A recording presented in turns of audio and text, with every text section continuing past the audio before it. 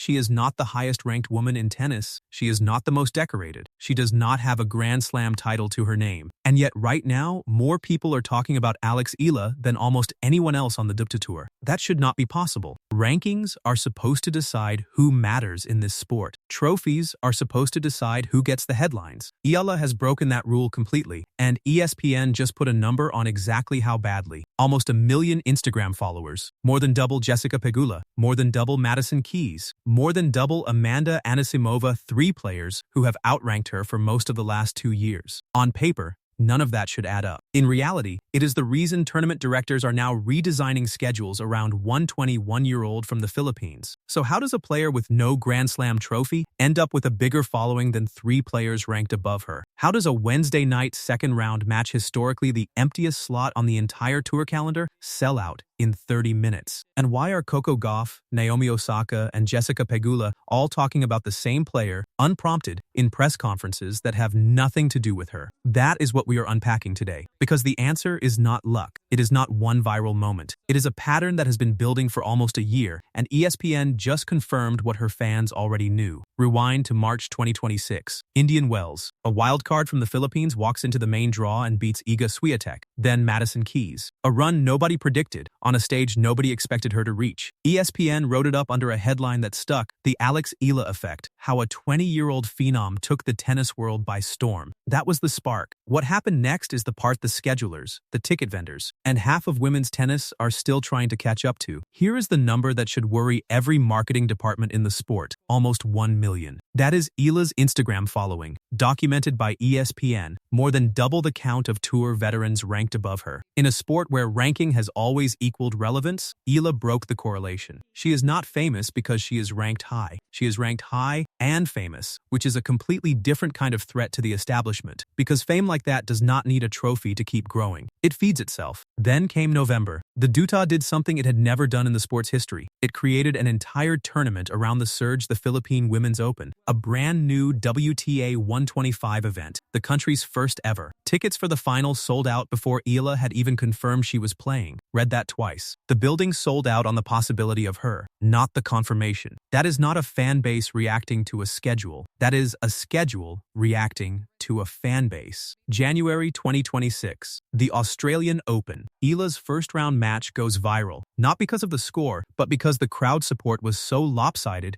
it visibly rattled her opponent. That was the moment neutral fans first noticed something structural was happening. This was not a one-tournament story anymore. It was a pattern, and patterns are what turn a popular player into a genuine market. Fast forward to this summer, and the pattern turns into a pileup. Washington, D.C. Eala wins her maiden WTA Tour title, beating Jessica Pegula in the final 4-6, 6-4, 6-love. Pegula, the runner-up, on home soil, later admits her own podcast saw a wave of new traffic driven entirely by fans who found it chasing Eala highlights. Think about that for a second. The player who lost the final is getting business growth from the player who won it. That is not a fluke. It is a fan base with enough gravity to pull outsiders into its orbit. Toronto, days later. A Wednesday night second-round match, historically the lowest value slot on any tour schedule, sells out in 30 minutes. Tournament director Carl Hale, 20 years on the job, says on record he has never seen a crowd like it. Coco Gauff, in the same week, tells reporters it is great that one player can bridge the gap between a sport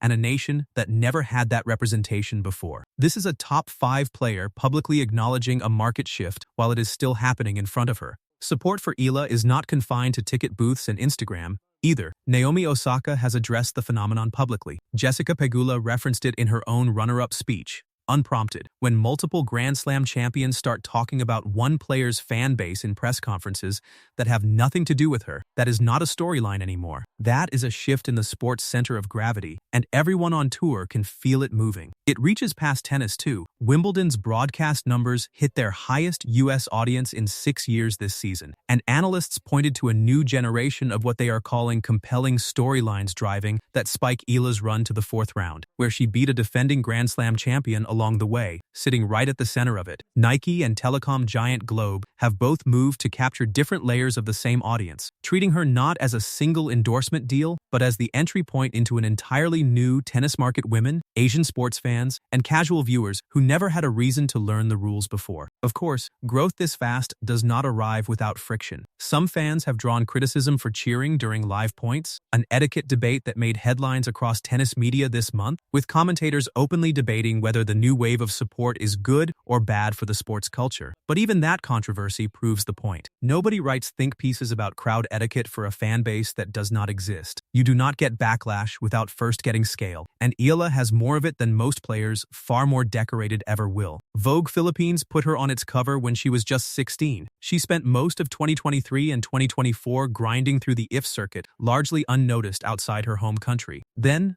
Miami changed everything, and every result since has added another layer to a following that keeps compounding on itself, tournament after tournament, headline after headline. So here is the real question, and it is not really about Eala at all. It is about tennis as a whole, a sport that spent a decade worrying about a viewership cliff after Federer, Nadal, and Serena all walked away within a few years of each other, and instead may have just found its next global draw, coming out of a country of 110 million people who never had a reason to watch tennis before this year. Cincinnati is next. The US Open is 2 weeks away, inside a stadium sitting in the middle of Queens, one of the largest Filipino communities anywhere in the United States. If a Wednesday night second-round match in Toronto sold out in 30 minutes, what happens when she walks into Flushing Meadows with an entire diaspora borough behind her? Drop your prediction below. How far does Eala go at the US Open? Does the fastest-growing fan base in women's tennis carry her all the way to a maiden Grand Slam quarterfinal? Or does the weight of that many expectations finally catch up with her on the biggest stage in the sport? And if you were watching this build before ESPN ever wrote a word about it, before the sold-out arenas, before the Instagram numbers, before Coco Gauff and Naomi Osaka started talking about her unprompted, this channel is where you belong. Subscribe, drop your prediction, and let's watch the next chapter together, live, as it happens.